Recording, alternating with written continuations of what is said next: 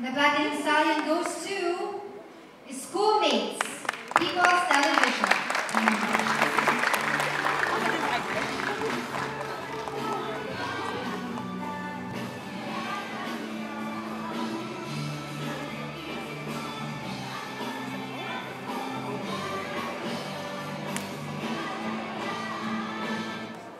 First of all, thank you so much po sa lahat ng bumubuo ng Trinity University of Asia and yung 2024 nga po na Platinum Stallion Awards.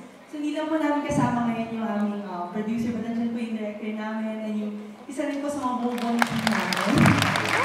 Hindi nga lang po, sobrang star-studded po ng gabi na to, but thank you so much po na napabilang kami dito at sana po patuloy pa po kaming suportahan sa mga episodes po namin at nagpapasalamat po kami sa mga patuloy pang nanonood at nakikialam sa lahat ng issue ng bayan. Lagi-lagi para sa bayan. Thank you po!